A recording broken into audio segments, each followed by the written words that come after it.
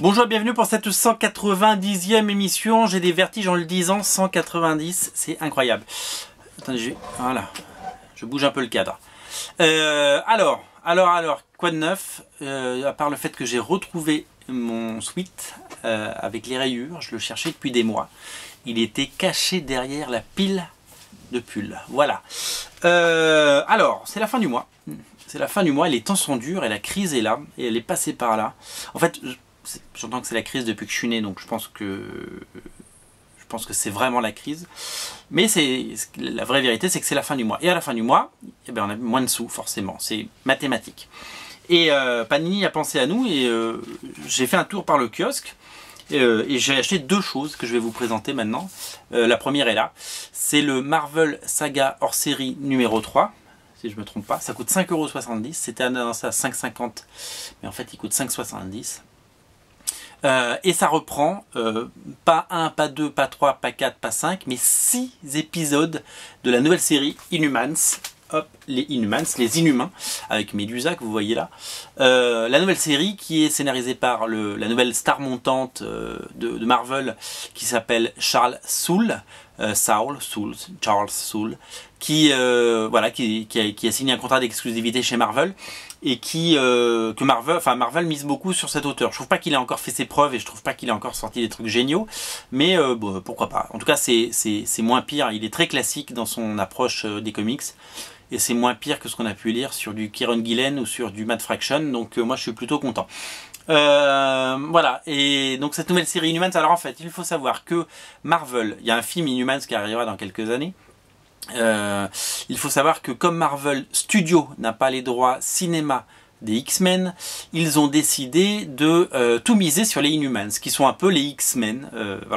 En fait, ils ont réussi à faire un succès énorme, quasiment le plus gros succès de Marvel Studios avec les Gardiens de la Galaxie, qui n'étaient pas du tout connus, et ils veulent, si vous voulez, repartir là-dessus. Mais ils ont pas beaucoup il n'y a pas beaucoup de matos à se mettre sous la dent sur les Inhumans, parce qu'il y a eu des séries, il y a eu la série de Pacheco et Ladron, il y a eu la série de... qu'est-ce qu'il y a eu d'autre d'ailleurs, et la série évidemment de Jenkins et Jaeli à l'époque était vraiment bien, mais il manque beaucoup de choses à la mythologie des Inhumans de moderne, et donc ils vont publier pas mal de choses dans les années à venir pour préparer le film, si vous voulez, se créer un petit catalogue qu'ils pourront vendre quand le film sera au cinéma. Et dans ce film et dans ce catalogue, donc, il y a une nouvelle série qui vient de commencer aux États-Unis qui s'appelle Uncanny Inhumans, toujours par Charles Soule et dessinée par l'incroyable Steve McNiven. J'ai acheté le premier numéro, d'abord c'est très bien à lire et c'est vraiment très beau. Et il y a eu cette série qui a commencé l'année dernière aux États-Unis, qui va s'arrêter d'ailleurs. Il y a 14 numéros de mémoire et là-dedans on a les 6 premiers. Et 6 numéros de comics, 6 comics pour 5,70 €, ça fait moins d'1 € l'épisode et moi je suis content. Et merci Marvel et merci Panini surtout de nous faire des petits cadeaux comme ça. Moi je suis toujours très fan de ces formats kiosque Panini avec des sagas intégrales parce que c'est vraiment chouette. L'autre atout hyper vendeur de cette première mini-série, c'est le dessin absolument incroyable et génial de Monsieur Joey Madureira, le très rare Joey Madureira, qui vous le savez, dessine peu parce qu'il travaille également pour les jeux vidéo, mais qui revient chaque année. Il dessine quelques comics. Il avait fait Ultimate 3, il avait fait deux sagas de Spider-Man et Wolverine dont on avait parlé récemment en VF, qui sont très très bien et qu'il faut lire. Et il a fait il a lancé la série qui d'ailleurs devait être scénarisée par Matt Fraction à la base et qui finalement a été faite par Charles Soule.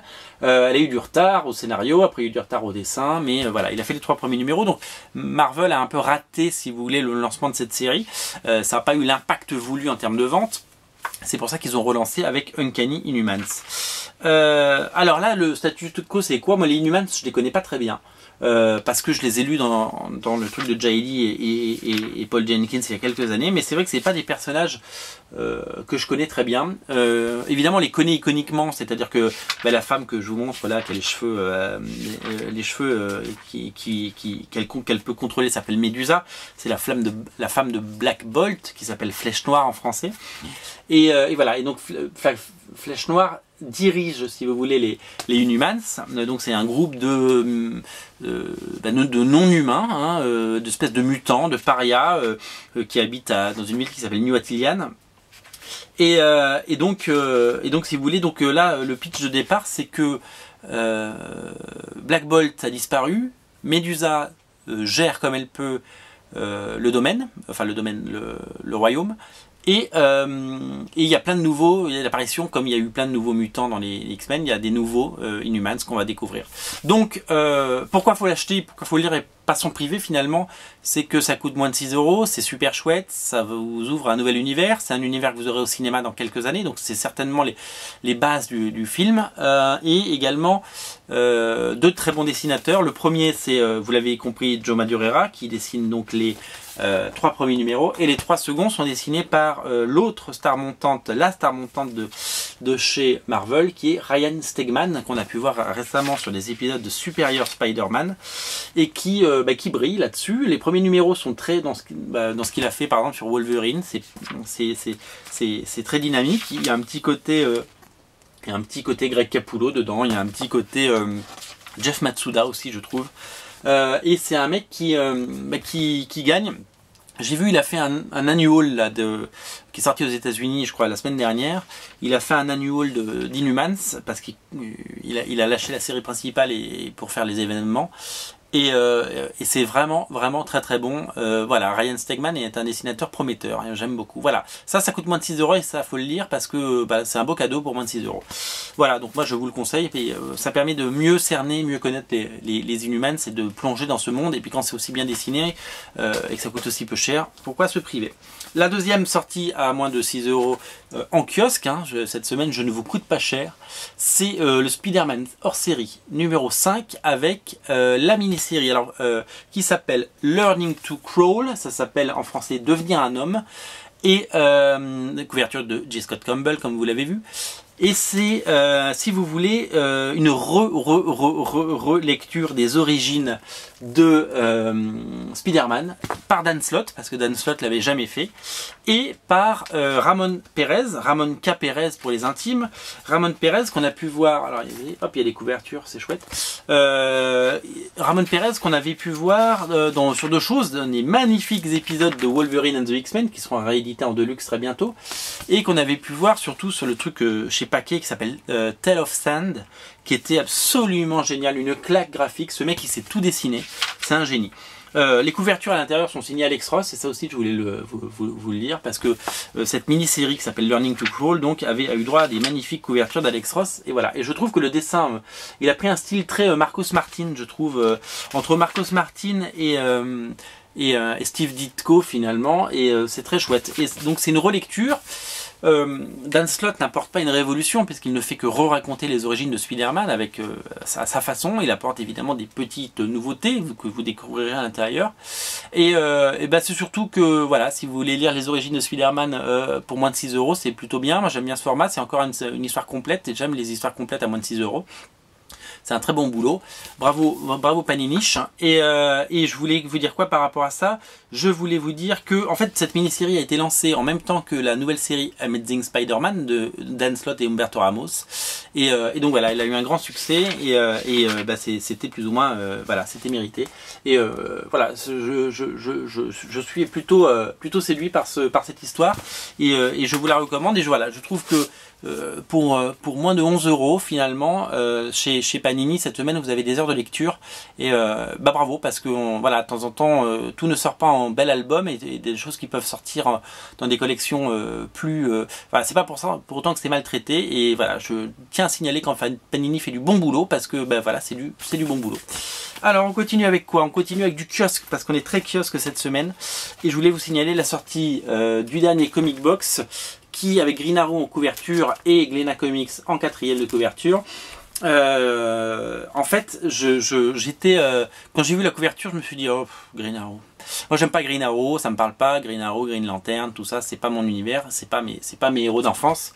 Et donc j'étais un petit peu refroidi. Passer l'édito de notre ami, passer de l'éditeur en chef Xavier Fournier. En fait, voilà, il faut tourner les pages parce qu'il y a plein d'articles, notamment un article sur Loot Crate très intéressant, sur la série Powers, sur Star Wars chez Marvel. Ça traite vraiment de l'actualité, c'est plutôt chouette. Ça parle du Free Comic Book Day, qui est le Free Comic Book Day, vous le savez, c'est samedi, et vous passerez, si vous passez chez votre libraire de comics habituel, normalement il y aura des comics gratuits à vous donner. Et voilà les couvertures des principaux comics. Il y a du Hellboy, il y a du Infinite Loop, il y a du Batman Future Ends, c'est vachement bien.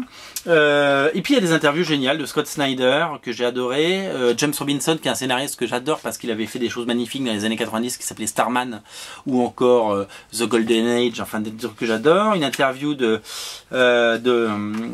Eric Powell, le papa de The Goon, un article sur Spider-Verse. Voilà, il y a beaucoup de choses et je trouve que voilà, il ne faut pas juger un livre par sa couverture, et je ne juge pas cette fois le comic box par sa couverture de Green Arrow, puisque le contenu est vraiment très chouette. Voilà, ça coûte 6,90 €, c'est disponible partout, et je pense que vous allez vous régaler à le trouver. Alors, vous savez que j'ai lancé depuis, maintenant je dis 1 mois et demi, mais ça va bientôt faire 2 mois, j'ai lancé un site en fait le site existait déjà parce qu'on vendait des planches originales, qui s'appelait Original Comics, et on a décidé de répondre à une demande grandissante de gens qui voulaient de la VO.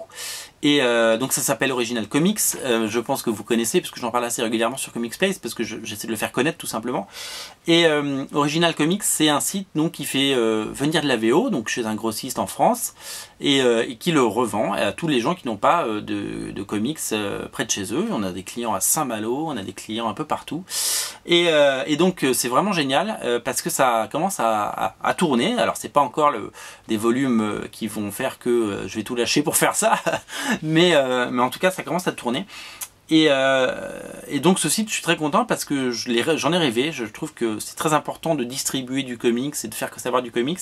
Il y a du Marvel, il y a du DC, il y a du Zenescope maintenant, il y a du Aspen Comics, voilà, tous les trucs qu'on trouve pas partout. Et ben j'ai décidé de les proposer. Il y a du Boom Studio, la nouvelle série de Mark Waid et J.J. Jones. Il y a la nouvelle série de chez Image Comics de Brian Kevogan qui s'appelle We Are On Guard, pardon, dessiné par Steve Scross. Enfin voilà, il y a énormément de choses. Il y a, je crois, on est à 77 références déjà. C'est vachement bien. Et en fait, et ce qui est très bien, c'est qu'on est à plus de 115 commandes. Et ça, c'est absolument génial. Donc, merci. Moi, ce que je voulais j'ai fait une pocket émission là-dessus parce qu'il y a une émission dédiée. Mais voilà, comme c'est le lancement, je me permets d'insister un petit peu. On a reçu le premier comics. Et le premier comics, c'est le premier numéro de Lady Mechanica, la série star de Joe Benitez, le papa qui a bossé sur Darkness, mais qui a travaillé sur Weapon Zero, qui avait fait une autre série qui s'appelait Raceborn, qui était géniale. Et voilà, après une mini-série à la diffusion et distribution chaotique, qui avait cartonné, hein. Il en a vendu plus de 20 000 au titre. Il a lancé une deuxième série qui s'appelle The Tablet of Destinies, et ça c'est la couverture 1A, et ça c'est la couverture 1B. Les deux sont disponibles, ça coûte 4 $ pièce. Alors en ce moment le dollar est pas très bon, hein. Donc ça veut dire que on est obligé de les proposer à 4,90 €, mais dès que le dollar va rebaisser, on les rebaissera à 4 €, et ça je m'y engage. Donc on espère de jours meilleurs, et je voulais vous montrer un peu les intérieurs parce que c'est vraiment magnifique. Joe Benitez s'est associé à un autre dessinateur que je connaissais pas qui s'appelle Martin Montiel, et ils ont fait des pages absolument magnifiques. C'est vraiment génial, c'est un travail vraiment fou. Et puis en plus ce qui est génial, c'est que le pari fou de ces auteurs, c'est de dire qu'il y aura un numéro par mois parce que c'est une mini-série en 6 parties, donc pendant les 6 prochains mois on va avoir un numéro. Et après, on aura le TPB de la première série, et il y aura certainement une troisième série qui va être annoncée. Voilà.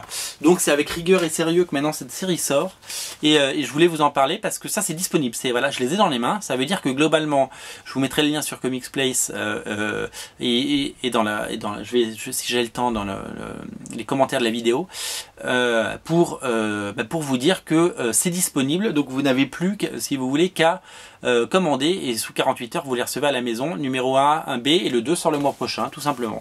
À noter que sur Original Comics, on a fait une règle très simple parce que on s'est posé la question des frais de port. Les frais de port c'est toujours compliqué parce que faire ça au poids, au machin, l'évolution. Donc on est parti sur un forfait. Alors si vous prenez un seul comics, c'est pas très intéressant, mais si vous en prenez 2, c'est beaucoup plus intéressant, ou 3. C'est un forfait de 5 €. Et après vous pouvez prendre 15 comics, ce sera toujours 5 €. Donc ça, c'est vraiment l'avantage. Moi, je pense que c'est la méthode la plus juste, parce que sinon, c'est impossible à gérer les frais de port. Et parce que c'est difficile de facturer plus que 5 €. C'est difficile de facturer moins, parce que la poste nous assassine. Si on veut acheter une jolie enveloppe bien cartonnée, ben, une enveloppe cartonnée, ça coûte et ça coûte pas 10 centimes, ça coûte même beaucoup plus. Donc voilà, donc on a décidé de faire un service soigné, une belle enveloppe timbrée. Et voilà, donc si vous prenez plusieurs comics, eh ben, c'est très avantageux. Donc déjà, si vous prenez ces deux-là, voilà, les frais de port sont très très vite absorbés. Et je voulais vous dire également que sur les envois, on m'a posé plusieurs fois la question et c'est noté sur chaque fiche produit sur originalcomics.fr. En fait, on a pris le parti de faire une commande égale un envoi. C'est-à-dire que si vous prenez 4 comics et qu'il y en a 2 qui sortent en mai et 2 qui sortent en juin, il n'y aura qu'un seul envoi. On ne peut pas faire autrement. C'est-à-dire que si on fait 2 envois, eh ben la société perd de l'argent. Sur un comics, je vous assure, hein, sur un comics à 4 €, il n'y a pas beaucoup de marge. Il n'y a vraiment pas beaucoup de marge. Donc il faut en vendre beaucoup. Et si on fait 2 envois avec 2 enveloppes cartonnées, 2 fois les timbres, je crois qu'il y en a pour quasiment 1 € de timbre à chaque fois, c'est pas possible. On perd de l'argent, on met la clé sous la porte. Et le but de ce site d'Original Comics, c'est qu'il dure. C'est qu'il dure dans le temps et qu'ils sont encore là l'année prochaine pour que tous les gens qui ont commencé à acheter Lady Mechanica numéro 1, ils aient le 6 dans 6 mois.